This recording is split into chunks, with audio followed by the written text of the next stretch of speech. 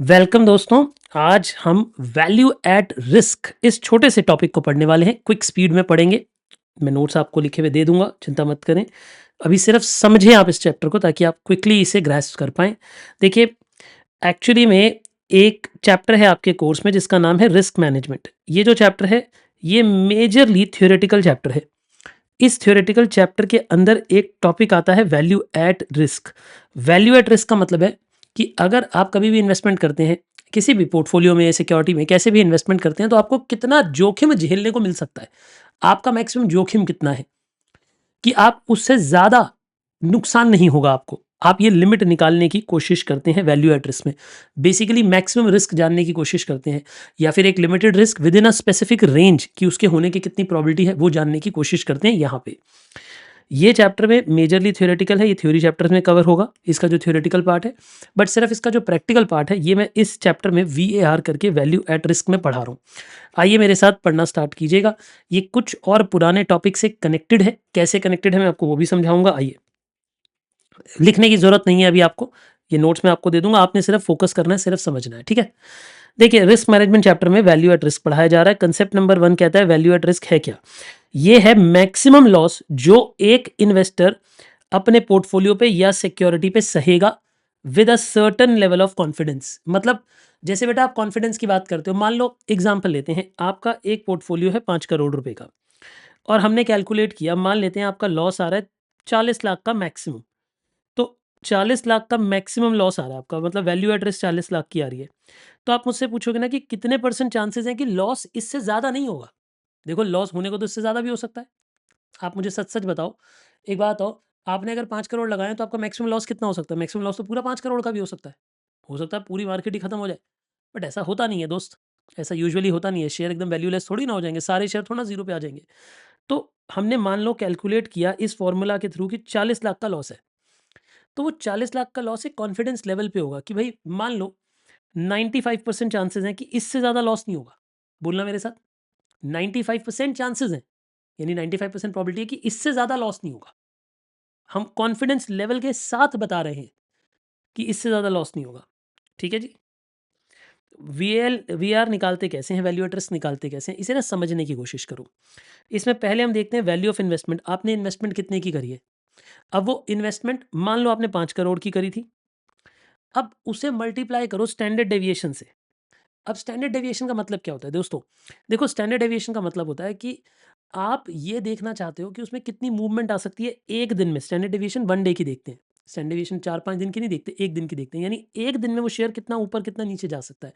देखो, अगर मान लो मैंने लॉन्ग पोज़ीशन ली हुई है, खरीदा हुआ है कुछ, और शेयर ऊपर जा रहा है तो मुझे नुकसान नहीं है। लेकिन मैं किससे डरूँगा? उसके डाउनवर्ड फॉल से डरूँगा। यानी अगर मैंने एक पोज़ीशन ले रखी है और मेरी पोज़ीशन फॉल में जा रही है तो मुझे नुकसान होगा। तो स्टैंडर्ड डेविएशन मूवमेंट को बताता है। आपको पता है ना स्टैंडर्ड डेविएशन निकालते कैसे हैं? वो भी सिखा दूँगा मैं, वो भी रिवाइज़ करा दूँगा। बट स्टैंडर्ड डेविएशन का मतलब क्या होता है? डेविएशन फ्रॉम मीन, यानी एवरेज वैल्यू से कितना दूर आप जा सकते हो। तो आप उसकी स्टैंडर्ड डेविएशन को देखते हैं, यानी आपने इन्वेस्टमेंट कितने की करी है, और आप साथ ही साथ ये देखते हैं कि वो कितनी दूर जा सकती है, कितनी मूवमेंट उसकी ऊपर या नीचे आ सकती है, आप ये देखने की कोशिश करते हैं। क्योंकि ये 1 दिन की मूवमेंट थी, तो देखो इन्वेस्टमेंट थी 5 करोड़ की। मान लो कि स्टैंडर्ड डेविएशन है लेट अस से 2%, तो 0.02 हो जाएगा, 2% है तो। यानी हमने स्टैंडर्ड डेविएशन को मल्टीप्लाई कर दिया इसके साथ, तो हमें पता लग गया 1 दिन में कितना ऊपर या नीचे जाएगा। बट ये तो 1 दिन की बात थी। फिर उसे नंबर ऑफ डेज़ से इंटू करो। अब नंबर ऑफ डेज़ से इंटू करते हैं अंडर रूट करके। क्यों? क्योंकि जब स्टैंडर्ड डेविएशन निकाली होती है, तो आप याद करो स्टैंडर्ड डेविएशन निकालते हुए under root x minus x bar का whole square divide by n करा हुआ होता है। तो n भी अंडर रूट में होता है। क्योंकि जब आप पूरे पे अंडर रूट लगाते हो तो n पे भी तो अंडर रूट हुआ। इसीलिए उस n के इम्पैक्ट को कट करने के लिए अंडर रूट n लिया जाता है, ताकि n के अंडर रूट से इम्पैक्ट कटे। बेसिकली नंबर ऑफ डेज़ का इम्पैक्ट कट जाए इसमें से। तो इसीलिए इधर अंडर रूट ऑफ n लिया जाता है। इसे एक शॉर्ट तरीके से याद रखने के लिए बस ऐसे बता सकता हूँ, क्योंकि स्टैंडर्ड डेविएशन निकालते हुए भी अंडर रूट किया होगा। वेरिएंस नहीं है यहाँ, वेरिएंस होती तो बिना अंडर रूट किए होता। वेरिएंस इज स्क्वायर, याद करो। वेरिएंस जो होती है वो स्क्वायर में होती है। बट स्टैंडर्ड डेविएशन जब निकाली जाती है तो वो अंडर रूट से निकाली जाती है। इसीलिए डेज़ को भी नंबर ऑफ डेज़ को n से इंटू कर दिया जाता है। तो ये तो आया हमारा इतने दिन में नुकसान। यानी अगर 5 करोड़ की इन्वेस्टमेंट पे 2% का नुकसान हो सकता है, मान लो 10 दिन के लिए। तो ये तो इतने इतने का नुकसान हो सकता है। बट ये नुकसान जो है, क्या ये पक्का है कि होना ही होना है? क्या कोई गारंटी है? कोई इतना बुरा नसीब लिखवा के आए हैं कि जब भी पैसा लगाएँगे नुकसान ही खाएँगे? नहीं। भाई, इसकी भी तो, इस नुकसान के होने की भी तो कोई लिमिट होगी ना, कि कितने परसेंट कॉन्फिडेंस है आपको कि इससे ज़्यादा नुकसान नहीं हो सकता। तो वो कॉन्फिडेंस निकालने के लिए प्रोबेबिलिटी निकाली जाती है जेड स्कोर से। जेड स्कोर क्या है? वैसे मैं सच-सच बताऊँ, ये पुराने पाप आपके सामने आ सकते हैं थोड़े बहुत। आपने जेड स्कोर के बारे में पहली बारी तब पढ़ा था जब आप फाउंडेशन में थे। याद करो, normal distribution, cumulative normal distributions के बारे में आपने जब आप फाउंडेशन में थे तब पढ़ा था। वैसे मैंने भी इसके बारे में जब बीएसओपी वगैरह पढ़ा है, कुछ पोर्शन पोर्टफोलियो का पढ़ा है, तो इसके बारे में डिस्कशंस कर रखी है हमने जेड स्कोर्स के बारे में, कि कैसे निकाले जाते हैं। वैसे मैं आज आपको जेड स्कोर निकालना बता भी दूँगा। अब इसकी बहुत ज़्यादा इंटरप्रिटेशन में मत जाओ, क्योंकि इस वक़्त वो आपके लिए इम्पोर्टेंट नहीं है। इस वक़्त ये रिविज़नरी तौर पे अगर आप इस टॉपिक को पढ़ रहे हो, तो आपके लिए बहुत ज़्यादा इम्पोर्टेंट नहीं है इन सब चीज़ों को पढ़ना। अगर आज तक अपने जीवन के सीए फाइनल के अंत तक पहुँच गए आप, बिना जेड स्कोर को समझे, तो अब भी बहुत ज़्यादा मत समझो भाई। क्योंकि मैं उसे समझाने लगूँगा 1 घंटा आपका और लग जाएगा नॉर्मल डिस्ट्रीब्यूशन की कैलकुलेशन में और उसके डायग्राम समझने में और उसके इम्पैक्ट को समझने में। वो हमारे एग्ज़ाम में आ नहीं रहा उस तरीके से, इस चैप्टर में नहीं आ रहा। वो सब हमने ऑलरेडी बीएसओपी वगैरह के मॉडल्स के टाइम पे डिस्कस कर रखा है आपके साथ। वापस आते हैं, जेड स्कोर के बारे में बात करते हैं। तो Z score based on normal distribution होता है। ठीक है जी, ये कैसे टेबल देखते हैं मैं आपको बता दूँगा। वैसे मैं 2 बातें बताऊँ, जेड स्कोर 99% चांसेज़ हैं कि क्वेश्चन में लिखा हुआ मिल जाएगा। क्योंकि एग्ज़ामिनर जो है ना, इंस्टीट्यूट है, अब उसके पास भी इतनी क्षमता नहीं है कि वो सारे बच्चों को वहाँ पे नॉर्मल डिस्ट्रीब्यूशन टेबल प्रोवाइड करे। नॉर्मल डिस्ट्रीब्यूशन टेबल्स जो होते हैं वो कुछ ऐसे दिखते हैं। अब ये टेबल प्रिंट करके देना आप सबके लिए पेपर में कॉस्ट इन्वॉल्व्ड है, और अगर अलग से बुकलेट एग्ज़ाम हॉल में आएगी तो किसी-किसी एग्ज़ाम हॉल में पहुँच ही नहीं पाती है, बच्चे सॉल्व ही नहीं कर पाएँगे। इसीलिए एग्ज़ामिनर्स के लिए भी ये टेबल्स प्रोवाइड करना आपके लिए अब डिफ़िकल्ट होता जा रहा है, तो इसलिए वो आजकल वैल्यू ही प्रिंट करके देते हैं। हाँ, ये हो सकता है कि वो एक वैल्यू देने की जगह बड़ी सारी वैल्यूज़ प्रिंट कर दे, आपको उसमें देखना आना चाहिए। वो मैं समझा दूँगा कि टेबल देखते कैसे हैं। ठीक है जी? तो यहाँ पे ज़ेड स्कोर आएगा, और ज़ेड स्कोर किसके अकॉर्डिंग आएगा? अकॉर्डिंग टू कॉन्फिडेंस लेवल आएगा कि आपका कॉन्फिडेंस आपको कितना चाहिए।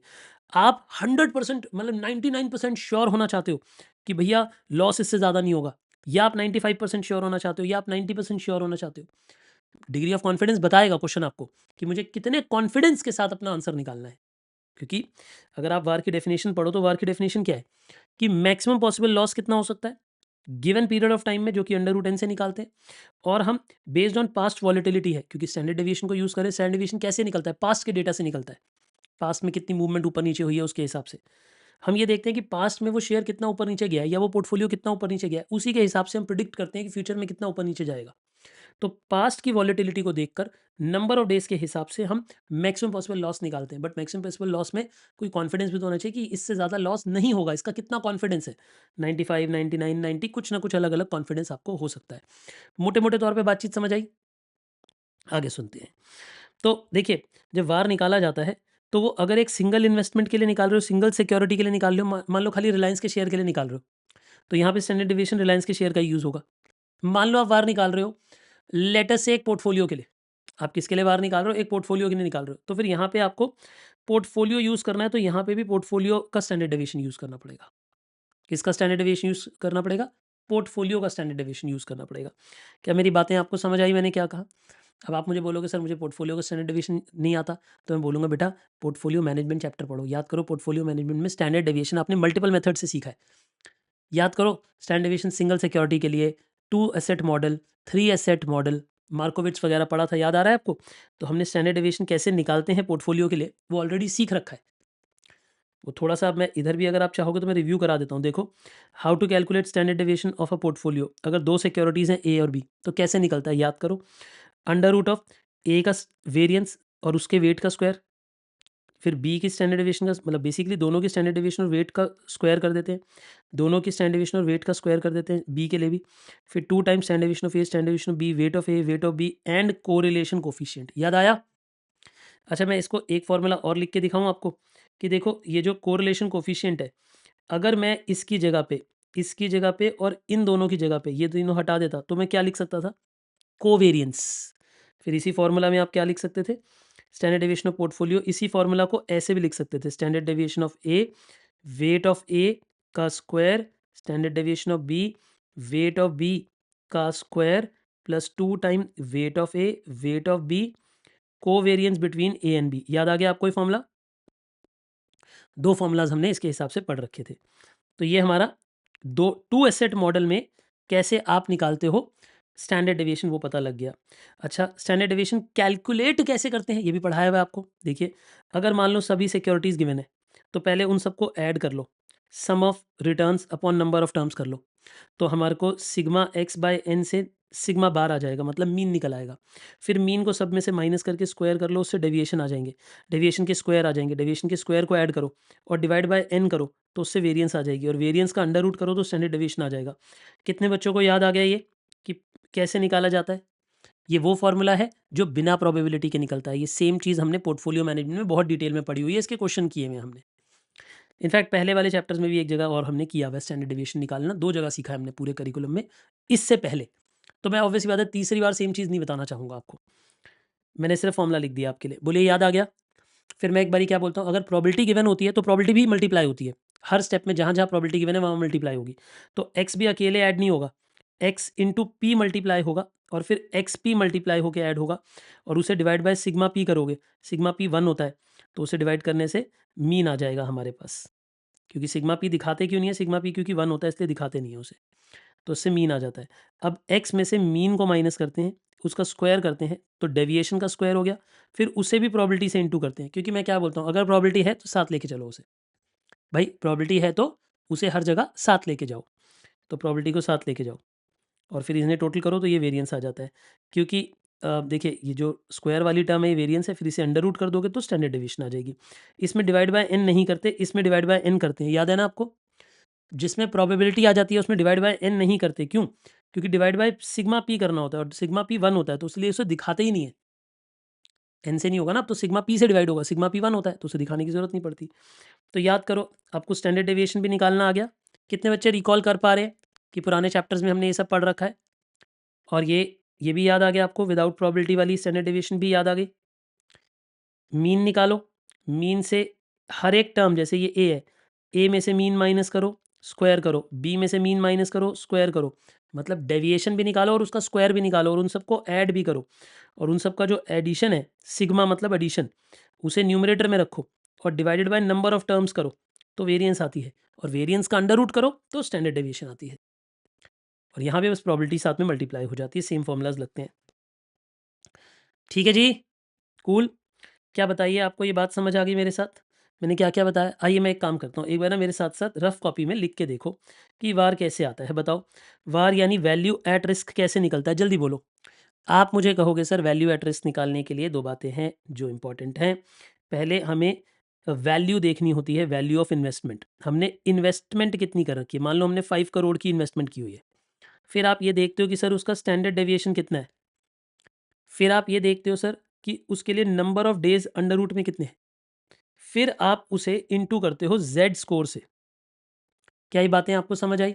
स्टैंडर्ड डेविएशन कैसे निकालते हैं हमें पता है। नंबर ऑफ डेज़ तो क्वेश्चन में ही गिवन होंगे और वैल्यू ऑफ इन्वेस्टमेंट भी क्वेश्चन में ही गिवन होगी प्रॉब्ली। हमें अब जेड स्कोर सीखना है। क्या जेड स्कोर सीखें? बोलिए, फॉर्मूला रिकॉल हो रहा है? अच्छा, एक सिंपल सी बात, अगर एक सिक्योरिटी की बात करो तो यहाँ सिक्योरिटी आएगा और स्टैंडर्ड डेविएशन भी सिक्योरिटी की आएगी। लेकिन अगर आप पोर्टफोलियो की बात कर रहे हो तो यहाँ इन्वेस्टमेंट भी पोर्टफोलियो की आएगी तो स्टैंडर्ड डेविएशन भी पोर्टफोलियो की आएगी। सिंपल। भाई सिंपल सी बात है ना, फिर पोर्टफोलियो पे आ जाएगी बातचीत। तो ये 2 कॉन्सेप्ट तो हमें याद हो गए, समझ आ गए, 3 भी आ गए इनफैक्ट। चौथा देखिए, जेड स्कोर कॉमन कौन-कौन से होते हैं? वो मैं आपको बता दूँ। देखिए बेटे, कॉमन जेड स्कोर जो निकाले जाते हैं, जो आपको लर्न कर लेने चाहिए, 90% पे 1.29 या 1.28 को यूज़ किया जाता है। 95% पे यूजुअली 1.65 को यूज़ किया जाता है। 99% पे 2.33 को यूज़ किया जाता है। 99.99% पे 3.45। ये दोनों याद कर लेना, ज़्यादातर इंस्टीट्यूट इन्हीं के क्वेश्चन पूछता है। आप अच्छे बच्चे हो तो चारों याद कर लेना, है ना? और अगर आप नहीं याद करो तो वैसे एग्जाम में क्वेश्चन में दिया होता है, नहीं दिया होगा तो टेबल दिया होगा, बट समय बचाने के लिए आप डायरेक्ट वैल्यू पुट कर सकते हो, ठीक रहेगा। ये निकाले कैसे मैं आपको ये भी समझा देता हूँ। ये भी समझा दिया जाए कि ये वैल्यूज़ हमने ढूंढी कैसे हैं, बताओ। ये भी बता दूँ क्विकली। आइए, नॉर्मल जैसे मान लेते हैं 99% की बात करते हैं। अब ज़रा समझना मेरे साथ-साथ, एक बात बताओ बेटा, 99% मतलब कितना हो गया? 99/100, 99/100 मतलब 0.99 चाहिए। तो हमें क्युमुलेटिव नॉर्मल डिस्ट्रीब्यूशन में जाना है और 0.99 की वैल्यू ढूँढनी है। तो देखो, ये रहा हमारा standard normal cumulative probability table. ये तो नेगेटिव के लिए है, ये यहाँ पे पॉजिटिव के लिए है, पॉजिटिव वाले के लिए आ जाओ। इस वाले को देखा करो, पॉजिटिव वाले को। अब इसमें देखो 0.99 ढूँढना है। इस पूरे टेबल में ढूँढो 0.99 कहाँ आ रहा है? देखो अगर आप यहाँ से देखोगे तो 0.5 से देखते हैं, क्योंकि हाफ की वैल्यू 0.5 होती है, उसके बाद वैल्यू स्टार्ट होती है आगे। तो 0.5 से वैल्यू स्टार्ट होती है। देखो ये 0.5 है, ये 0.69 है, 0.84 है, 0.901 है, 0.96 है, 0.98 है, 0.9893 है। देखो इसके आसपास होगा कहीं, बोलो हाँ या ना। मुझे चाहिए 0.99, क्या चाहिए मुझे? 0.99, तो इसके आसपास होगा ना बेटे। हम जल्दी जल्दी जंप करते हुए आ गए। देखो 0.5 से 0.6 से 0.7 से 0.8 से 0.90 तक पहुंच गए, फिर 0.91 93 94 95 96 97 97 98 98 98, इसके आगे नहीं जाना। देखो यहाँ जाऊँगा तो आगे निकल जाऊँगा, 0.9918, ये 0.9893, इस लाइन में आगे बढ़ते हैं। चलो अब इस लाइन में आगे बढ़ो, ये होगी नहीं, ये होगी नहीं, ये होगी हाँ, सबसे पास यही है, बताओ क्यों? सबसे पास यही वैल्यू है 0.9901।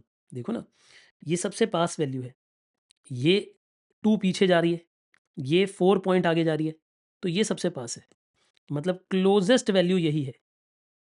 बोलिए हाँ या ना। तो अब इसकी वैल्यू निकालेंगे कैसे? टेबल में देखो, आप मेरे साथ साथ चलो, 0.99 के इधर लेफ्ट में देखो क्या वैल्यू है, 2.3, और 0.99 के ऊपर देखो क्या वैल्यू है, 0.03। तो क्या वैल्यू है बेटे, 2.3 और 0.03, तो बेसिकली 2.3 प्लस 0.03, तो मल्टीप्लाई ऐड करके हो गया 2.33, ये वैल्यू है। तो z का ये स्कोर है 2.33, तो z स्कोर कितना आएगा इसका, 2.33। तो देखो यहाँ पे जो हमने टेबल आपको याद भी करवाई है, 99% के लिए 2.33। सबको समझ आ गई बात? ऐसे बाकी की वैल्यूज़ आप खुद एनालाइज कर लोगे। एक और कराऊँ या समझ आ गई बात? आ गई समझ बात? एक बच्चे फिर भी बोल रहे हैं एक और दे दो, तो 95% देख लेते हैं क्विकली। जैसे 1.65 आना चाहिए उसका, 95% को ढूंढो ज़रा, 0.95 को, 0.95। देखो यहाँ कहीं होगा, इन दोनों में से कोई वैल्यू होगी, क्योंकि वैसे ये भी हो सकती है, ये भी हो सकती है, क्योंकि ये 5 पीछे है, ये 5 आगे है। तो यूनिवर्सली इसे एक्सेप्ट कर लिया जाता है, 1.6 और 0.5 को। मतलब समझ आ रहा है आपको? आप इधर भी आ जाओ और ऊपर भी चले जाओ।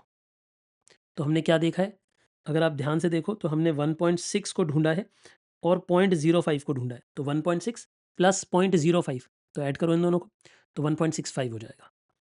तो यही वैल्यू आपने स्वीकार कर ली, 1.65।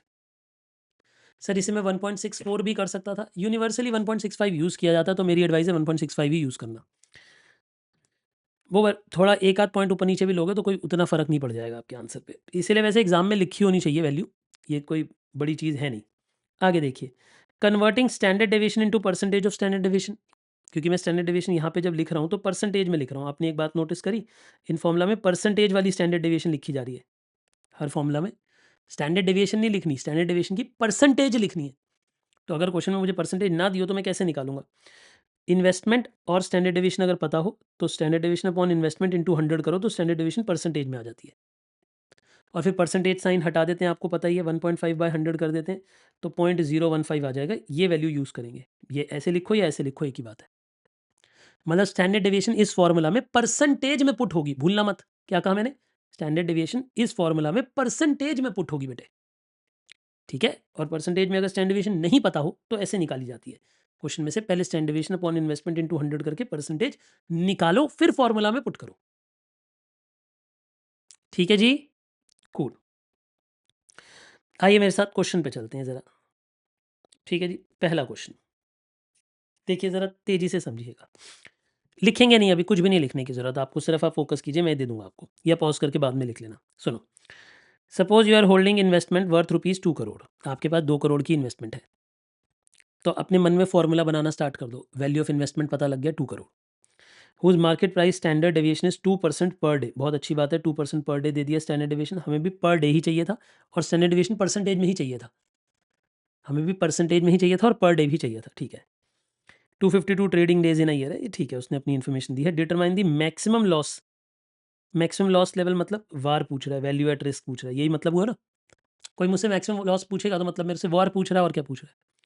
इन 1 trading day and 10 trading days, तो 2 बार आंसर करना है, एक बार 1 डे के लिए और एक बार 10 डेज के लिए with 99% confidence level. 99% confidence level है तो z कितना होगा बताइए ज़रा। देखिए हमने सीखा था 99% के लिए 2.33, तो हम z को 2.33 ले लेंगे अगर क्वेश्चन में गिवन नहीं है तो।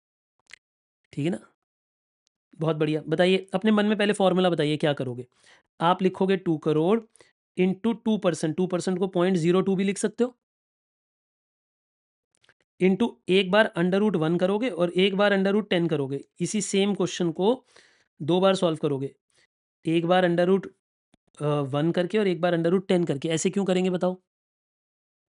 क्योंकि एक बार 1 डे के लिए चाहिए और एक बार आपको 10 डेज़ के लिए चाहिए। तो ये ब्रैकेट क्लोज़ हो गया, ये मैक्सिमम लॉस इन 1 डे आ गया और इसे इंटू 2.33 से इंटू कर दोगे।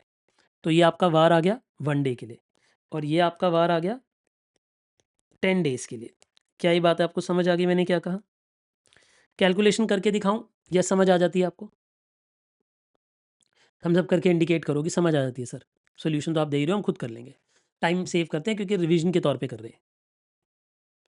ठीक है जी, पक्की बात है। मैं इसका आंसर आपको शो कर देता हूँ। ये देखिए, ये हमने सारी बातें लिखी, फिर इधर स्टैंडर्ड डेविएशन को सिंप्लीफाई करा। ये वार फॉर 1 डे हो गया, ये वार फॉर 10 डेज़ हो गया। Cool, no doubt, no doubt. चलिए अगले कदम पे चलते हैं। अगला पॉइंट, क्वेश्चन 2,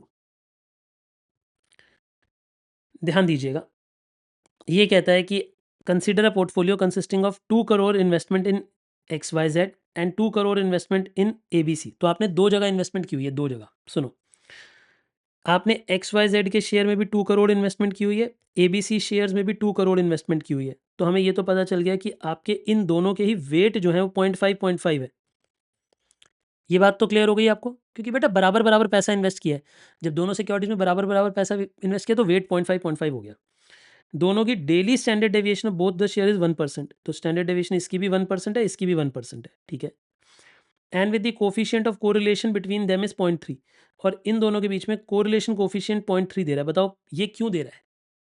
सोच के बोलना, एकदम सोच के बोलना। पता है क्यों दे रहा है? क्योंकि वो हमसे आंसर मांगेगा पोर्टफोलियो का, और पोर्टफोलियो की स्टैंडर्ड डेविएशन नहीं देगा। तभी मैंने वेट्स निकाले हैं। अब मुझे वेट पता है, दोनों की स्टैंडर्ड डेविएशन पता है और कोरिलेशन पता है। बताओ इस डेटा से क्या निकाल सकते हो? सच बताओ, इस पूरे डेटा से क्या निकाल सकते हो? इस पूरे डेटा से आप combined standard deviation of the portfolio निकाल सकते हो। यानी अब आप पोर्टफोलियो की स्टैंडर्ड डेविएशन निकाल सकते हो। याद करो, मैंने आपको एक बात समझाई थी कि पोर्टफोलियो की स्टैंडर्ड डेविएशन कैसे आती है? इस फॉर्मूला से आती है। अगर आपने 2 जगह इन्वेस्ट किया हुआ है तो आप दोनों के स्टैंडर्ड डेविएशन के स्क्वायर, फिर वेट के स्क्वायर, फिर दोनों के standard deviation into weight into correlation लिखते हो और इस फॉर्मूला से आपके पास स्टैंडर्ड डेविएशन ऑफ पोर्टफोलियो आ जाती है। अब भाई स्टैंडर्ड डेविएशन ऑफ पोर्टफोलियो निकालनी ही क्यों है? क्योंकि अगर क्वेश्चन आपसे वार ऑफ पोर्टफोलियो पूछता है, वार फॉर अ पोर्टफोलियो पूछता है कि पोर्टफोलियो में कितने का नुकसान हो सकता है, तो पोर्टफोलियो की ही स्टैंडर्ड डेविएशन काम आएगी ना। यहाँ पे आप लिखोगे भी 4 करोड़ की इन्वेस्टमेंट, क्यों? क्योंकि दोनों जगह 2-2 करोड़ इन्वेस्ट किया हुआ है। तो इन्वेस्टमेंट भी जब पूरी लिखोगे तो स्टैंडर्ड डेविएशन भी फिर पूरा लिखोगे ना। समझे आप मेरी बात? तो मुझे बताओ इस क्वेश्चन में क्या-क्या करना होगा? सच-सच बताना। क्या-क्या करना पड़ेगा आपके हिसाब से इस क्वेश्चन में? इस क्वेश्चन में पहले हमें कंबाइंड स्टैंडर्ड डेविएशन निकालनी पड़ेगी ए और बी की, मतलब दोनों सिक्योरिटीज़ की। क्योंकि वो बोल रहे हैं 10 दिन का 99% वैल्यू का रिस्क निकालना है। निकालना तो वैल्यू एट रिस्क है। देखो मेरी बातों को समझो, लिखो मत, कुछ भी मत लिखो। आप मुझे बताओ, आप जब वार निकालने लगोगे इस क्वेश्चन में तो वार कैसे निकालोगे? आप लिखोगे 4 करोड़ की इन्वेस्टमेंट, फिर standard deviation of portfolio into under root of 10 into 2.33। सच से बताओ यही सब लिखोगे कि नहीं लिखोगे? क्योंकि 99% का कॉन्फिडेंस हो तो 99% का जेड स्कोर लिख दिया, 99% वाला जेड स्कोर लिख दिया, यहाँ पे अंडर रूट ऑफ 10 डेज लिख दिया, यहाँ पे टोटल इन्वेस्टमेंट की वैल्यू लिख दी पोर्टफोलियो की। तो यहाँ पे भी तो स्टैंडर्ड डेविएशन ऑफ पोर्टफोलियो। अब मुझे बताओ स्टैंडर्ड डेविएशन ऑफ पोर्टफोलियो कैसे आएगा? ये बताओ स्टैंडर्ड डेविएशन ऑफ पोर्टफोलियो कैसे आएगा? तो वो इसी फॉर्मूला से आएगा सर, अभी तो बताया आपने। Standard deviation of A weight of A का square, standard deviation of B weight of B का स्क्वायर, फिर 2 times standard deviation of A weight of A standard deviation of B weight of B into correlation between A and B. ये formula लगाओ, इससे standard deviation निकालो। इस पूरे formula से पहले स्टैंडर्ड डेविएशन निकालो, स्टैंडर्ड डेविएशन को यहाँ पुट करो, फिर वार निकालो।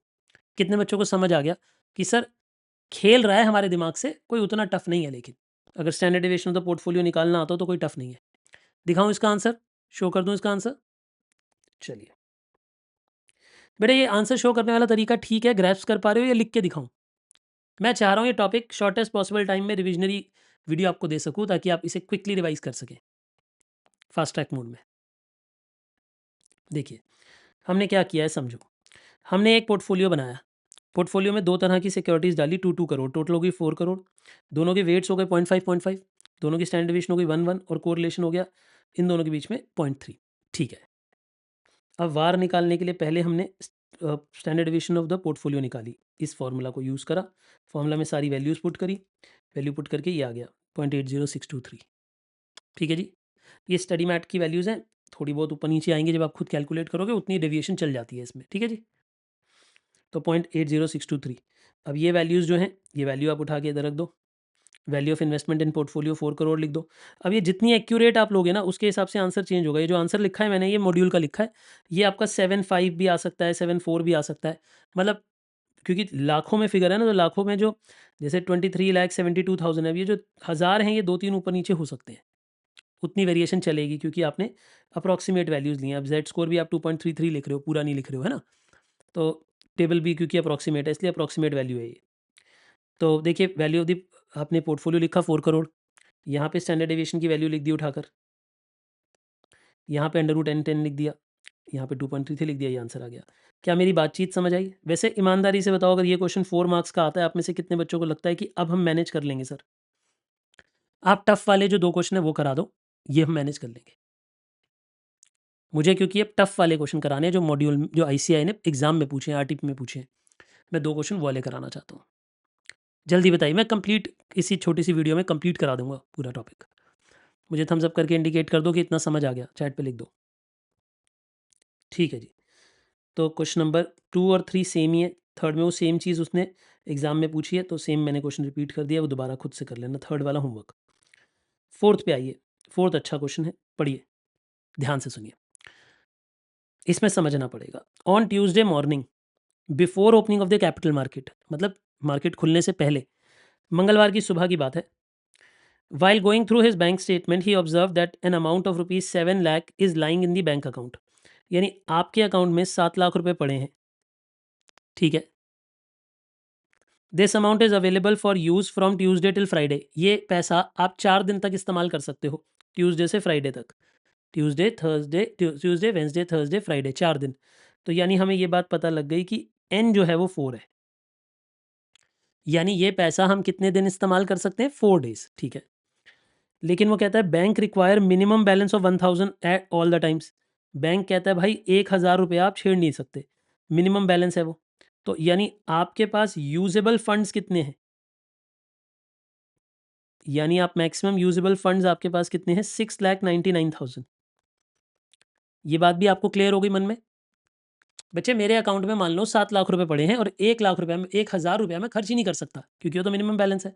तो मैं मैक्सिमम कितना खर्चा कर सकता हूँ? तो आप कहोगे सर आप मैक्सिमम 6,99,000 का ही खर्चा कर सकते हो, उससे ज़्यादा खर्चा नहीं कर सकते हो। सरल सी बात है। क्लियर?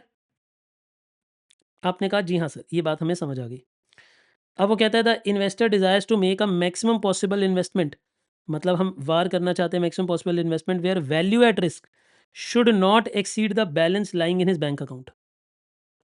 वो ये कहता है वार जो है वो आपके बैलेंस से ज़्यादा नहीं हो सकता। तो ये बेसिकली यूजेबल फंड्स ही इस क्वेश्चन में हमारे को वार दिया है।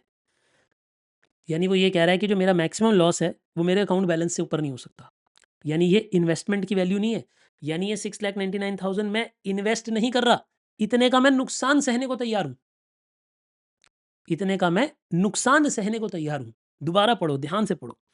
वो ये कहता है the investor desires to make the maximum possible investment, यानी ये जो 6,99,000 है ये मेरी इन्वेस्टमेंट नहीं है, ना ना ना, इन्वेस्टमेंट तो मैं ज्यादा पैसे करना चाहता हूं। कितने पैसे करना चाहता हूं वही निकालना होगा इस क्वेश्चन में। Where value at risk should not exceed the balance lying in his account, मतलब जहां पे वैल्यू एट रिस्क बैलेंस से ज्यादा नहीं होना चाहिए, मतलब वैल्यू एट रिस्क इससे ज्यादा नहीं होना चाहिए, मतलब वैल्यू एट रिस्क मैक्सिमम 6,99,000 हो सकता है। तो हाईएस्ट लॉस हम कितना सह सकते हैं? 6,99,000। मतलब बेसिकली ऐसे सोचो, मैं एक ट्रेडर हूँ, इन्वेस्टर हूँ, जो भी हूँ, मेरे अकाउंट में 6,99,000 पड़े हैं, मैं कह रहा हूँ मैं इतने का जोखिम लेने को तैयार हूँ, मैं इतने पैसे का जोखिम लेने को तैयार हूँ, ये मेरा वैल्यू एट रिस्क है। तो इन्वेस्टमेंट तो उससे ज्यादा होगी ना, इन्वेस्टमेंट तो डेफिनेटली फिर इससे ज़्यादा होगी कई गुना। चलिए, अब आप मुझसे बोलोगे सर आपके पास इतने ही पैसे हैं तो आप इन्वेस्टमेंट ज़्यादा की कैसे कर रहे हो? देखो लिवरेज हो रही होगी, कहीं से लेंडिंग मिल रही होगी, पैसा मिल रहा होगा आपको। जैसे स्टॉक मार्केट में लिवरेज पे काम किया जाता है। इंडिया की मार्केट बहुत टाइट है, लेकिन कहीं दुनिया में मार्केटों में 20-20, 30-30 गुना की लिवरेज होती है। मतलब अगर आपके पास सोचो 10 लाख रुपए हैं, तो आप 3 करोड़ रुपए की ट्रेडिंग कर सकते हो। इतनी लिवरेज 30-30 गुना की लिवरेज मिल जाती है कई देशों में। अभी लेकिन हम उस पॉइंट पर डिस्कशन नहीं कर रहे, अभी हम ये बोल रहे हैं कि हमारा रिस्क कितना है। हम इतने का रिस्क लेना चाहते हैं तो इन्वेस्टमेंट इससे ज़्यादा होगी, बस ये समझ लो। फिर वो कहता है the standard deviation of the market prices of the securities 1.5%। तो देखो अब इस क्वेश्चन में उसने हमें स्टैंडर्ड डेविएशन भी दे दी। अब मुझे एक बात बताओ क्या क्या दे दिया उसने? एन बता दिया, ठीक है, वार दे दिया, स्टैंडर्ड डेविएशन दे दिया और कॉन्फिडेंस लेवल 99 लेवल परसेंट का दे दिया। वैसे 99% की तो वैल्यू हमें पता ही है 2.33 होती है, बट उसने ना चालाकी करी, उसने वैल्यू बोला कि बेटा खुद कैलकुलेट करो। देखो टेबल बना दिया, टेबल का एक छोटा सा टुकड़ा दे दिया। तो देखो टेबल के टुकड़े में से भी देख लेते हैं। 2.3 और 3 को देखो, 2.3 और 0.03 ये ही आ रहा है 0.9901। ये मैंने आपको देखना बताया था थोड़ी देर पहले। देखो हमें चाहिए 99%, 99% होता है 0.99। तो उस पे कैसे देखोगे? 2.3 और 0.03, तो इसकी वैल्यू आ जाएगी, जेड स्कोर आ जाएगा 2.33। तो अब एक बात बताओ मुझे क्या-क्या पता है इस क्वेश्चन में? सच-सच बताओ मुझे क्या-क्या पता है इस क्वेश्चन में? आप कहोगे सर आपको तो सब कुछ ही पता है। आपको एन पता है, आपको वार पता है, स्टैंडर्ड डेविएशन पता है और आपको जेड स्कोर भी पता है। आपको खाली मैक्सिमम पॉसिबल इन्वेस्टमेंट पता लगानी है। यानी अगर हम ये देखें तो हमें इस फ़ॉर्मूला में इस बार उसने क्या किया है? इस फ़ॉर्मूला को ध्यान से देखो। इस फ़ॉर्मूला में उसने क्या मिस कर दिया? इस बार उसने ये मिस कर दिया। कह रहा है इन्वेस्टमेंट बताओ, वार दे दिया, स्टैंडर्ड डेविएशन दे दिया, नंबर ऑफ डेज़ दे दिया, जेड स्कोर दे दिया। समझ आता है आपको? बेटा इक्वेशन है, एक इक्वेशन में से कोई भी चीज़ मिस कर सकता है। सोचो आपके एग्ज़ाम में वो नंबर ऑफ डेज़ मिस कर दे, बाकी सारा डिटेल दे दे, तो आप एन डिराइव करके दिखाओगे। जो मिस कर देगा वो निकालोगे ना यार। देखो मैं इसकी एक इक्वेशन बनाता हूँ आपके लिए। आप मुझे बताना कि ये इक्वेशन समझ आ रही है आपको? 6,99,000 is equal to value of investment into standard deviation 1.5% into under root of 4 days into 2.33। क्या आपको ये इक्वेशन समझ आ रही है बच्चे? देखिए, ये अधिक से अधिक लॉस है जो मैं सहने को तैयार हूँ। मेरे अकाउंट में 7 लाख है, लेकिन 7 लाख में से 1 लाख 1,000 तो यूज़ ही नहीं हो सकता, तो 6,99,000 ही यूज़ेबल है। यानी अगर मान लो मेरी इन्वेस्टमेंट पिट गई, बर्बाद हो गई, नुकसान हो गया, फॉल हो गया, डूब गया मेरा पैसा, तो मेरा पैसा मैक्सिमम कितना डूबेगा? 6,99,000, तो वही मेरा वार है। उससे ऊपर नुकसान तो मैं सह नहीं सकता। वो कह रहा है इन्वेस्टमेंट बताओ कितनी होगी? अगर 699 ये पता है तो इन्वेस्टमेंट बताओ। ये जो परसेंटेज में है तो इसे क्या लिख दोगे? इसे 0.015 कर दोगे। फिर और अंडर रूट 4 क्या होता है बेटा? अंडर रूट 4 2 होता है, पता है ना आपको ये बात? तो वीआई फिर डिराइव कर देना, बताओ कितना आ जाएगा? 6,99,000 divide by this, divide by this, divide by this, ऐसे डिवाइड कर देना इन सबको। फिर आपके पास वैल्यू ऑफ इन्वेस्टमेंट आ जाएगी। कितने बच्चों को समझ आ गई? ये लैंग्वेज समझ आ गई? थोड़ी सी कॉम्प्लेक्स करने की कोशिश की थी, बट आई होप समझ आ गई। 1 करोड़ बच्चों का कहना है कि 1 करोड़ की इन्वेस्टमेंट आंसर आएगी। देखिए इनका आंसर मैंने आपके लिए लिख रखा है, ये देखो। हमें वार पता था 699, वैल्यू ऑफ इन्वेस्टमेंट नहीं पता थी, स्टैंडर्ड डेविएशन पता थी, जेड स्कोर पता था, नंबर ऑफ डेज़ 4 डेज़ थे। हमने वैल्यू पुट करी 1 करोड़ की वैल्यू आ गई हमारी इन्वेस्टमेंट की। Maximum value of investment 1 crore. पक्की बात है, समझ आ गया? बहुत ज़्यादा पेज तो नहीं लग रहा आपको? समझ आ रहा है, आप मैनेज कर पा रहे हो इसे? है ना? देखो ये रिविजनरी तौर पे पढ़ाया जा रहा है, ताकि आप इस वीडियो को जितनी मर्जी बारी देखिए, क्योंकि मल्टीपल टाइम देखने से अगर कभी बाद में ज़रूरत पड़ती है दोबारा भी देख सकते हो। मे बी 1.5x पे करके और जल्दी रिवाइज़ कर सकते हो। मतलब ये टॉपिक आपको दोबारा खुद ना करना पड़े, इस तरीके से वीडियो प्रिपेयर कर रहा हूँ ये। चलिए एक क्वेश्चन इसका और कराना है मुझे, वो भी मैं करा देता हूँ क्विकली, ठीक है? देखिए, अब इंस्टीट्यूट पता है क्या करता है? आजकल गड़बड़ करता है। कैसे गड़बड़ करता है सर इंस्टीट्यूट? इंस्टीट्यूट ना आपको धोखा देने के लिए बहुत कुछ करता है। जब उसे समझ आ जाता है कि यार इस बच्चे को तो टॉपिक आता है, तो वो लैंग्वेज उल्टी-सीधी लिख देता है, इंग्लिश में हरा देता है आपको। पढ़ना ज़रा इंग्लिश पढ़ना है इस क्वेश्चन में। Question number 5th is all about English, ठीक है? और पढ़िए, वो कहता है mister bull is a rational risk taker. Exam का क्वेश्चन है, अभी ध्यान रखना 8 मार्क का एग्ज़ाम में आया था ये क्वेश्चन, 8 मार्क का एग्ज़ाम से। देखो, वो कहता है मिस्टर बुल एक रैशनल रिस्क टेकर है। He takes his position in a single stock.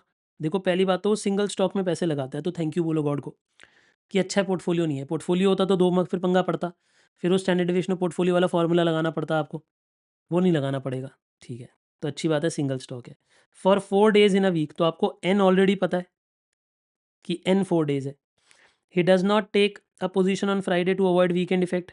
वो कह रहा है वीकेंड पे आखिरी दिन वो पोजीशन नहीं लेता, क्योंकि वीकेंड में कभी कभी अगले जब मंडे मार्केट खुलती है तो गैप अप या गैप डाउन खुलती है, इसलिए वो पंगा नहीं लेना चाहता वीकेंड इफेक्ट से बचने के लिए। Take his position only for 4 days in a week, Monday to Thursday. वो कह रहा है मंडे पोजीशन लेता है, थर्सडे पोजीशन काट देता है, फ्राइडे आराम करता है, फ्राइडे सैटरडे संडे चिल करता है, फिर मंडे दोबारा मार्केट में पैसा लगाता होगा। उन 3 दिनों के लिए वो शॉर्ट टर्म लिक्विड फंड्स में पैसा डाल के कमा लेता होगा 2-3 दिन का ब्याज, ठीक है जी। He transfer the amount on the Monday morning and withdraws the balance on Friday morning, ठीक है। ही डिजायर्स, ये कहानी सुना रहा है, अब ये पूरी बात कहानी है, एक हमें क्या लेने देना है, एक ही बात 3 बारी बोल रहा है। हमें बस तूने कह दिया भाई एन 4 डेज है, बात खत्म हो गई। हमारे लिए इससे ज़्यादा कोई बात है कि इन्वेस्टमेंट 4 दिन है, बात खत्म बस। आपके लिए इन लाइनों की कोई इंपॉर्टेंस नहीं है। सच बताऊं कौन सी लाइन है आपके लिए? ये पूरी की पूरी लाइन एक बेकार की है, ये पूरी की पूरी लाइन बेकार की है, ठीक है जी। अब आगे पढ़ते हैं। वो कहता है he desires to make maximum investment, फिर से वही बोल रहा है, मैक्सिमम इन्वेस्टमेंट डिजायर करना चाहता है। कितनी इन्वेस्टमेंट करना चाहता है? मैक्सिमम इन्वेस्टमेंट करना चाहता है। तो पिछले वाला क्वेश्चन जैसा ही हो गया, इसमें भी मैक्सिमम इन्वेस्टमेंट पता लगानी थी हमने, याद करो, पिछले वाले में वैसे ही हो गया, ठीक है। And where the VaR should not exceed the balance lying in his bank account. वो कह रहा है वार जो वैल्यू एट रिस्क है वो उसके अकाउंट बैलेंस से ज़्यादा नहीं हो सकता। जैसे पिछले क्वेश्चन में था, याद है पिछले क्वेश्चन में आपका बैलेंस था 699 का, 7 लाख का बैलेंस था, बट 1 लाख तो 1000 तो यूजेबल ही नहीं था, तो 699 का यूजेबल था, उसे यूज़ करो। फिर वो कहता है the position by his manager as per the standing instruction is taken on the free balance lying in the bank account in the morning on the each Monday. ये जो लाइन है ना, बहुत सारे बच्चे इस लाइन को तेजी में पढ़ेंगे और ढंग से नहीं पढ़ेंगे। यही वो लाइन है जिसकी वजह से आंसर बिगड़ेगा या बदलेगा। क्यों, मैं इस पर बताऊंगा दोबारा, पहले आगे पढ़ते हैं, चलो। ऑन मंडे मॉर्निंग, मंडे सुबह हो गई, before opening of the capital market he has transferred an amount of 11 crore to his bank account. तो आपके बैंक अकाउंट में बैलेंस कितना है? आप मुझे बताओ, आपका बैंक बैलेंस कितना है? आपका बैंक बैलेंस कितना है? क्योंकि उतना ही वार होगा, उतना ही वैल्यू एट रिस्क होगा। आपने अपने अकाउंट में कितने करोड़ रुपए जमा कराए हैं? 11 करोड़ रुपए, तो 11 करोड़ अकाउंट बैलेंस हो गया। आगे पढ़िए, 11 करोड़ का अकाउंट बैलेंस है, और फिर वो कहता है कि एक फिक्स डिपॉजिट है, वो भी मैच्योर हुआ है उसी दिन मंडे को। फिक्स डिपॉजिट जब मैच्योर होता है तो अकाउंट में पैसे आते हैं, कितने का? 63,42,560 was also credited to his bank account, मतलब वो भी अकाउंट में ऐड हो गया, क्रेडिट होना मतलब ऐड होना, by the bank in the morning on the Monday, but however mister bull received the intimation of the same in the evening. But mister bull को, ये जिनका नाम है, जिनका क्वेश्चन है, उन्हें ये पैसा इवनिंग में पता लगा कि अरे ये पैसा भी मेरे अकाउंट में आ गया था।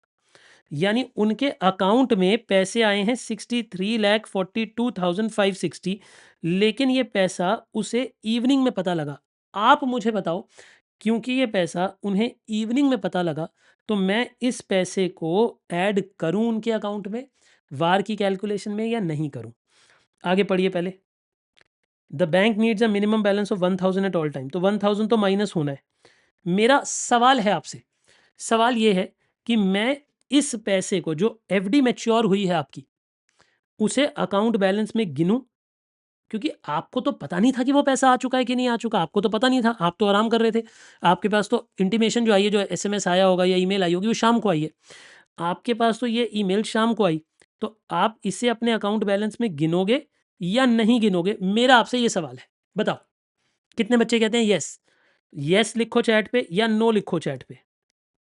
ऐसे लिख दो यस इंक्लूड, या फिर लिख दो नो इंक्लूड, कि इंक्लूड नहीं करेंगे या इंक्लूड करेंगे। कई बच्चे कह रहे हैं इंक्लूड, कुछ बच्चे बोल रहे हैं नॉट इंक्लूड। वैसे मैं आपको एक बात बताऊं कि ये बैलेंस देखो, अगर मिस्टर बुल डिसीजन ले रहे होते, अगर ऑर्डर प्लेसमेंट मिस्टर बुल कर रहे होते, तो इसे नहीं लेना चाहिए, क्योंकि मिस्टर बुल ने जब सुबह ऑर्डर प्लेस किया होगा तो मिस्टर बुल को पता ही नहीं है कि उनके अकाउंट में और पैसे पड़े हैं, तो वो ऑर्डर कैसे दे देंगे? भाई मेरी बात को ध्यान से समझो, अगर मिस्टर बुल ऑर्डर प्लेस कर रहे हैं और मिस्टर बुल को पता ही नहीं है कि ये पैसे पड़े हैं, तो वो ऐड नहीं होने चाहिए। लेकिन अब आप क्वेश्चन की लाइन को देखो, इंग्लिश में देखो उसने कैसे आपको फंसाया। कहता है the position by his manager, मतलब वो ये कहता है as per standing instruction is taken on the free balance lying in the bank account in the morning on each Monday. यानी पोजीशन जब लेते हैं तो मिस्टर बुल खुद नहीं लेते, उनका मैनेजर लेता है। यानी भाई मिस्टर बुल अमीर आदमी है, अब मिस्टर बुल तो 10 और बिजनेस करते होंगे, कहीं और बिजी रहते होंगे, तो उन्होंने अपने मैनेजर को बोला हुआ है कि मैनेजर सुन, मंडे सुबह मेरा अकाउंट देख, मेरे अकाउंट में जितने पैसे हैं उसकी पोजीशन ले लिया कर, उसे वार मान के, उसे वैल्यू एट रिस्क मान के पोजीशन ले लो। तो मतलब मिस्टर बुल ने ये स्टैंडिंग इंस्ट्रक्शन दे रखी है, एक ऑर्डर दे रखा है। किसको ऑर्डर दे रखा है? अपने मैनेजर को, कि भैया तुम डिसीजन ले लिया करो, तुम पोजीशन ले लिया करो। तो यानी अब मिस्टर बुल को शाम को पता लगा, कोई बात नहीं, लेकिन मिस्टर मैनेजर को तो पहले ही पता लग गया होगा ना, क्योंकि मैनेजर ने तो बैंक बैलेंस देखा होगा, इंटीमेशन की वेट नहीं की होगी। तो आईसीआई ने ये अज्यूम किया है, देखो मैं वही अजम्पशन लूंगा जो आईसीआई ने लिया है। आईसीआई ने ये अजम्पशन लिया है क्योंकि ये बैलेंस मिस्टर बुल के अकाउंट में आ चुका है सुबह, और बैंक मैनेजर को पता लग चुका होगा, इसीलिए हम इसे लेंगे, इसीलिए हम इस बैलेंस को लेंगे, इंक्लूड करेंगे। क्योंकि मिस्टर बुल को कोई लेना देना नहीं है इस बात से, क्योंकि मिस्टर बुल को शाम को पता लगा, कोई बात नहीं, बट मिस्टर बुल ने डिसीजन थोड़ा ना लिया। डिसीजन किसने लिया है? डिसीजन लिया है उनके जूनियर ने, मतलब जो भी उनका मैनेजर है उसने। इसकी हिंदी में लाइन लिखवाऊँ, ये समझ आ गई आपको ये बात? लिखना हो तो पॉज करके हिंदी में एक लाइन लिख लेना। क्योंकि इन्वेस्टमेंट डिसीजन बुल के मैनेजर ने लिया है, और मैनेजर को सुबह पता लग गया होगा कि अकाउंट बैलेंस बढ़ चुका है, इसलिए इस पैसे को इंक्लूड करना चाहिए, इसलिए इस पैसे को इंक्लूड करना चाहिए। क्या ये बात क्लियर हो गई आपको? यानी आपको वार की फिगर पता लग गई, ठीक है, वैल्यू एट रिस्क पता लग गया। The Z score at the required confidence level of 99% is 2.33। ठीक है जी, हमें 99% का जेड स्कोर भी दे दिया। लो जी, क्वेश्चन में एन भी पता है और जेड स्कोर भी पता है और वैल्यू एट रिस्क भी पता है। The other information with respect to the stock X and Y which are under consideration for the week. अब ध्यान दो, अब यहां फंस जाओगे। उसने कहा मैं अपना पैसा लगाता हूं सिंगल स्टॉक में, लेकिन नीचे डेटा दे रहा है दो स्टॉक का, एक्स और वाई का। फिर से दो का डेटा क्यों दे रहा है जब वो सारा पैसा लगाता है एक में? क्योंकि वो ये कह रहा है आप एक्स के लिए भी सॉल्व करो और आप वाई के लिए भी सॉल्व करो क्वेश्चन को, और जिसमें मैक्सिमम इन्वेस्टमेंट आ रही होगी उसे सिलेक्ट करो। क्योंकि वो कह रहा है you are required to recommend the single stock, आपसे खुद साफ साफ बोल रहा है कि आपको एक ही स्टॉक को रिकमेंड करना है, एक स्टॉक को रिकमेंड करना है जिसमें मैक्सिमम इन्वेस्टमेंट होती है। मतलब ये क्वेश्चन हमें दो बार सॉल्व करना है, हमें ये क्वेश्चन एक्स के लिए भी सॉल्व करना है, ये क्वेश्चन वाई के लिए भी सॉल्व करना है। ठीक है जी, वार दोनों में सेम रहेगा, नंबर ऑफ डेज दोनों में सेम रहेंगे, स्टैंडर्ड डेविएशन दोनों में अलग अलग आएगी दोनों की, और जो आपकी 2.33 वो वैल्यू है, जेड वैल्यू, वो दोनों में सेम रहेगी। और सॉल्व करेंगे, दोनों की मैक्सिमम इन्वेस्टमेंट निकालेंगे, दोनों में से जिसमें ज़्यादा इन्वेस्टमेंट आएगी उसे सिलेक्ट करना है। यानी वो ये कह रहा है कि देखो हमारा जो मैनेजर है उसे हमने बोल रखा है एक स्टॉक में पैसे लगाने हैं, लेकिन किस स्टॉक में लगाने, जिसमें ज़्यादा इन्वेस्टमेंट होगी, जिसमें ज़्यादा इन्वेस्टमेंट होगी उस वाले स्टॉक में लगाने हैं। तो क्वेश्चन ने क्या दिया हुआ है देखिए, हमें रिटर्न प्रोबेबिलिटी रिटर्न, ये ना टेबल थोड़ा ठीक से प्रिंट नहीं होकर आया, मैं इसे थोड़ा ठीक से लिख देता हूँ। ये टाइपिस्ट जी ने मुझे लग रहा है टेबल हिला दिया है हमारा, क्योंकि पूरा का पूरा टेबल ही हिला दिया है। मैं इसे ठीक से बना देता हूँ, डोंट वरी।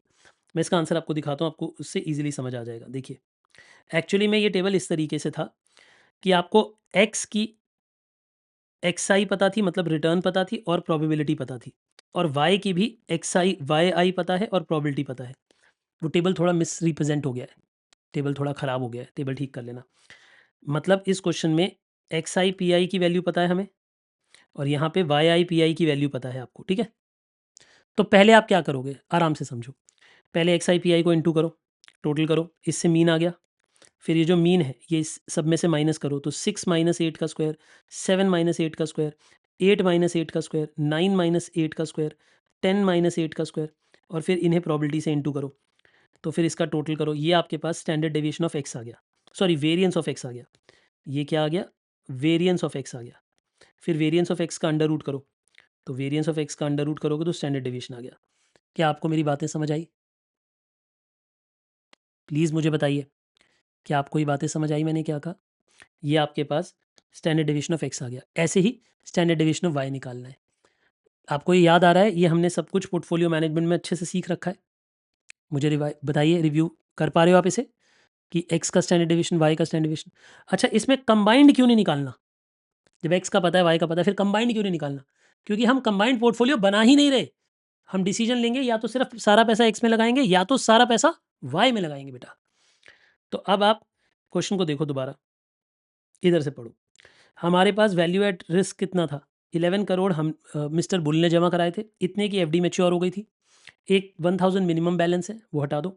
तो वैल्यू एट रिस्क कितना है? मतलब इतना पैसा हमारा फ्री बैलेंस है जो हम यूज़ करेंगे वार की तरह। नंबर ऑफ डेज है 4। तो अब आप एक्स और वाई दोनों को अलग अलग सॉल्व करो। एक्स की वार सेम फिगर, वाई की भी वार सेम फिगर, ये फिगर तो सेम ही आएगी। ठीक है जी, एक्स और वाई की जो वार की फिगर है वो तो सेम ही आएगी। अब आपने इधर इन्वेस्टमेंट इन एक्स देखनी है, स्टैंडर्ड डेविएशन देखनी है, नंबर ऑफ डेज देखने हैं और जेड स्कोर देखना है, और इसे सॉल्व करना है तो 219 करोड़। ऐसे ही वाई को जब सॉल्व करोगे तो 114 करोड़। अब मुझे बताओ इन दोनों में से ज़्यादा इन्वेस्टमेंट किस में है? एक्स और वाई में से ज़्यादा इन्वेस्टमेंट किस में है? एक्स में। तो investment should be in stock x, ये आंसर है, ये हमारा आंसर है। मैं एक बार रिव्यू कराऊँ पूरा क्वेश्चन, एक बारी 1 मिनट में, क्योंकि मैंने लिखवाया नहीं है, थोड़ा-सा कहीं ऊपर से ना उड़ जाए, एक बारी दोबारा पूरा क्वेश्चन रिव्यू करते हैं मेरे साथ-साथ, 2 मिनट और लगेंगे बस। वैसे कितने परसेंट समझ आ गया मुझे बताओ चैट में? मेरे हिसाब से 70% से ज़्यादा समझ आ गया होना चाहिए, अगर मेरे साथ-साथ पूरी बात सुन रहे हो तो। सुनो, क्वेश्चन को अच्छे से पढ़ो, एक बार दोबारा पढ़ो। क्वेश्चन क्या कहता है? देखिए, क्वेश्चन आपको ये कहता है कि भाई ऐसा है, मिस्टर बुल नाम का एक बंदा है, ठीक है, अच्छी बात है। अब वो ये कहते हैं कि जो मिस्टर बुल हैं, वो थोड़े समझदार हैं। वो ये कहते हैं कि एक रैशनल है, वो रैशनल मतलब समझदार हैं। वो सिंगल स्टॉक में पैसा लगाते हैं, नंबर ऑफ डेज़ 4 हैं, ठीक है जी। वो कहते हैं कि मैं उतनी मैक्सिमम इन्वेस्टमेंट करना चाहता हूँ ताकि वैल्यू एट रिस्क मेरे अकाउंट बैलेंस के ज़्यादा ना हो, मेरे अकाउंट बैलेंस से ज़्यादा ना हो। तो पहला सवाल है उनका अकाउंट बैलेंस कितना होगा? उन्होंने कहा 11 करोड़ तो हमने जमा कराए थे अकाउंट में मंडे सुबह। फिर एक एफडी भी मैच्योर हो गई थी तो वो भी ऐड हो जाएगी, और 1000 रुपीज़ मिनिमम बैलेंस बैंक में रखना होता है, तो इसे नेट कर दो। यानी वैल्यू एट रिस्क के लिए जो अकाउंट बैलेंस होगा उनका, वो कितना होगा? 11 करोड़ प्लस 63,42,560 माइनस 1000, क्योंकि 1000 तो आपको मिनिमम बैलेंस रखना ही पड़ेगा। तो ये आपका वार हो गया, वार मतलब वैल्यू एट रिस्क। ठीक है दोस्त। अब इसमें द जेड स्कोर आपको खुद ही बता दिया 2.33। देखो अब आपको नंबर ऑफ डेज भी पता है 4 हैं, जेड स्कोर भी पता है 2.33 है। अब उसने क्या किया है, दो इन्वेस्टमेंट दिए हैं एक्स और वाई, और उनकी रिटर्न और प्रोबेबिलिटी दे दी है। जैसे 6% रिटर्न के 10% चांस हैं, 7% रिटर्न के 25% चांस हैं, 8% रिटर्न के 30% चांसेस हैं, 9% के 25%, 10% के 10%, ऐसे है। फिर यहाँ से वाई स्टार्ट हो जाता है। वो टाइपिस्ट जी ने पता नहीं क्या ही कर दिया है, सब कुछ ही मिक्सअप कर दिया उन्होंने। तो आप इसके ऊपर मत डिपेंड रहो, जो मैंने टेबल बनाई है उस टेबल को देख लो कि ये एक्स की रिटर्न्स हैं और ये उनकी प्रॉबिलिटी है, ये वाई की रिटर्न है और ये वाई की प्रॉबिलिटी है। ठीक है, मैं टाइपिंग में ठीक करवा दूंगा उसे बोलकर। तो आप एक काम करो, एक्स और वाई को इंटू करो, तो इससे एक्स आई पी आई हो जाएगा, ये उसका टोटल हो गया, ये मीन हो गया। अब मीन को सभी एक्स में से माइनस कर देते हैं, तो एक्स माइनस मीन करके स्क्वायर कर दो, एक्स माइनस मीन करके स्क्वायर, फिर उसे पी आई से इंटू कर दो, प्रॉबिलिटी से इंटू कर दो। अब इस सब का टोटल कर दो, फिर इस सब का आप टोटल कर दो, तो जो आपके पास इस सब का टोटल आएगा, दिस विल बी योर, इनका जो टोटल बनेगा आपके पास आ जाएगी वेरिएंस। वेरिएंस का अंडर रूट कर दो, स्टैंडर्ड डिवीजन हो जाएगी। वेरिएंस का अंडर रूट कर दो, स्टैंडर्ड डिवीजन हो जाएगी। अब यहाँ पे वाई आ जाता है, वाई में आप क्या करोगे, फिर से वही मीन निकालो, मीन को माइनस करके स्क्वायर करो, डेविएशन का स्क्वायर इंटू प्रॉबिलिटी करो, उसका टोटल करो, वेरिएंस आ जाएगा, वेरिएंस का अंडर रूट करो, स्टैंडर्ड डिवीजन आ जाएगी। अब दोनों की स्टैंडर्ड डिवीजन पता है, तो अब आपने क्या किया, एक्स और वाई दोनों के लिए अलग अलग वार निकाली। इसकी वार निकालने के लिए पहले वार को पुट किया जो अकाउंट बैलेंस था आपका, इन्वेस्टमेंट वैल्यू निकालनी है, स्टैंडर्ड डिवीजन पता है, नंबर ऑफ डेज पता है, जेड स्कोर पता है, सब कुछ पुट करो, इन्वेस्टमेंट की वैल्यू आ जाएगी। इसमें भी सब कुछ पुट करो, इन्वेस्टमेंट की वैल्यू आ जाएगी। अब इन दोनों में से मैक्सिमम वैल्यू कौन सी है? मैक्सिमम वैल्यू है 219 करोड़, तो आपको इन्वेस्टमेंट करनी चाहिए स्टॉक एक्स में 219 करोड़। ये आपका आंसर होगा। मैं आशा करता हूँ कि ये अच्छे से समझ आ गया है क्वेश्चन। इतने ही क्वेश्चन कर लो, मोर देन सफिशिएंट है वैल्यू एट रिस्क के, इससे ज़्यादा कुछ पढ़ने की ज़रूरत नहीं है। आईसीएआई के पास जितने अभी तक उन्होंने क्वेश्चन अपने मॉड्यूल में दिए हैं या क्वेश्चन में पूछे, आरटीपी में पूछे, वो मैंने करा दिए आपको। इसी बेस पे ही आएगा, थोड़ा बहुत वो वेरिएशन करेगा। मुझे उम्मीद है कि अब जो आने वाले एग्जाम में क्वेश्चन आएगा उसमें नंबर ऑफ डेज नहीं दिए होंगे, एन मिस कर देगा, बाकी इन्फॉर्मेशन दे देगा। या जेड स्कोर मिस करके टेबल बना देगा। जेड स्कोर में आपसे पूछेगा बताओ क्या कॉन्फिडेंस लिमिट है, परसेंटेज पूछेगा। तो पहले आप जेड फिगर डिराइव करोगे, फिर वो जेड फिगर टेबल में देखकर पता लगाना होगा उसमें परसेंटेज कितनी है। मानो आपने सॉल्व किया और जेड की वैल्यू वो जेड नहीं दिया हुआ था, जेड की वैल्यू एंड में निकली 2.33। फिर आप टेबल में देखो 2.33 कहाँ 99% पे आता है, तो आप बोलोगे कॉन्फिडेंस लेवल इज 99%। या 1.65 आ गया तो आप बोलोगे 95%। आपको मतलब बैकवर्ड वर्किंग कराएगा भाई। फॉर्मूला उसके पास यही है, अगर आप ध्यान से देखो फॉर्मूला सिर्फ इतना सा है। इस फॉर्मूला में कितनी चीज़ें हैं, 1 2 3 4 5, 5 चीज़ें हैं। कोई 4 चीज़ें दी होंगी, एक निकालनी होगी, बस यही क्वेश्चन है। आई होप ये समझ आ गया एंड आपने सेशन एंजॉय किया होगा, अच्छे से समझा होगा पूरा सेशन, राइट। इसे कवर कर लीजिएगा। ये छोटा सा सब टॉपिक था क्योंकि ये अपने आप में एक चैप्टर है नहीं, ये थ्योरी चैप्टर का एक प्रैक्टिकल पार्ट है, बस इतना ही करना था हमने।